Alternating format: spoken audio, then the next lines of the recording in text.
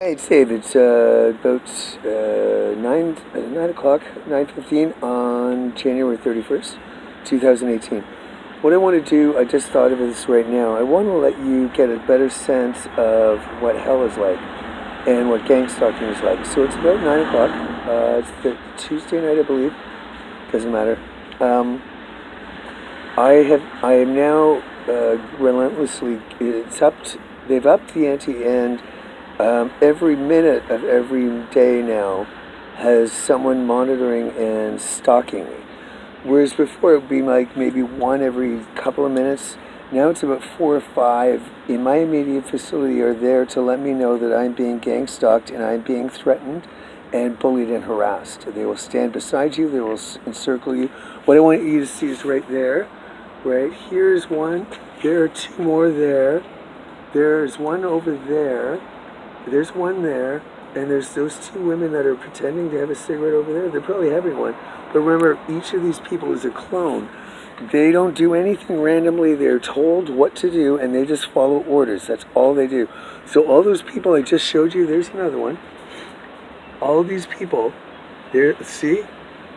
They're all clones, remember? None of them have jobs. None of them have families or friends.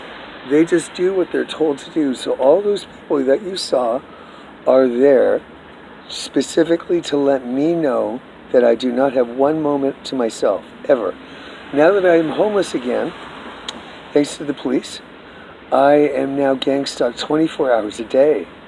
Just imagine the terror that after a certain point, it wears you down that you cannot go and sit down anywhere by yourself and have any privacy or have any individual thoughts. We're not talking about a room with a door that you've locked or closed. We're talking that you don't have any of that. You cannot go anywhere and be by yourself anytime during the day, 24 hours a day. You do not have any freedom to do anything. You can go to the bathroom and close the door, but they actually play a game with you on that. They come up about 30 seconds right after and start banging on the door and banging and banging and banging and banging and banging and banging. You get the idea. And then when you leave the bathroom and you sit down for a coffee, they're all around. And when you leave there to go to another coffee shop trying to get some peace and quiet, they follow you or they radio ahead and a brand new set is in the next place. This goes on all through the day.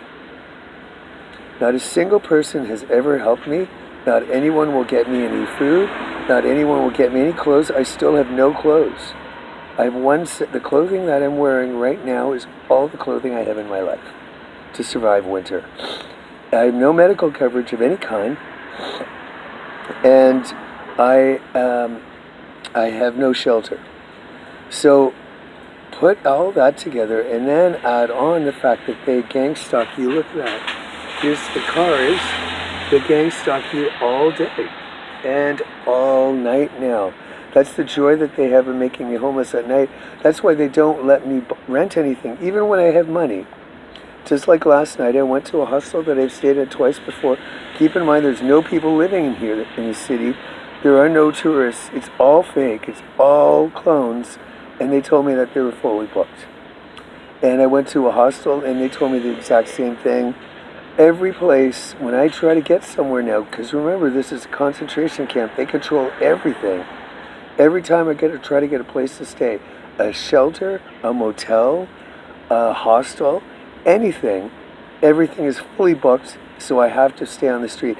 What George Soros' game plan was, and I said this because Greg Ross from the CBC interviewed me January of 2015 about a homeless man who died in the middle of the night wearing a t-shirt and a pair of jeans. He froze to death in the middle of January. That's what they're doing now. They want me to freeze to death, and if they can't get it by stealing all my money, then they'll get it by telling each motel or hotel or hostel, do not rent to him or else you have the wrath of hell on you. And so they're so afraid they won't, and I end up sleeping on the street.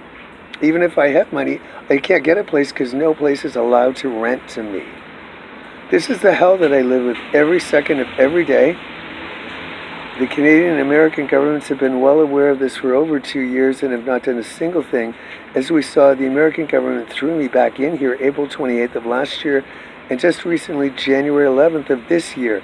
They knew the torture that I had gone through. They knew that I had been physically assaulted, But they threw me in here anyway because the CIA is part of the Illuminati and behind the attempts to murder me. It's pretty depressing. So I wanted to share that with you and let you know what gang stalking is like. You saw all those people, you saw the cars, you know there are no people here, no humans that act randomly. Everything is structured. Those people were there to follow you and stalk you. Can you imagine?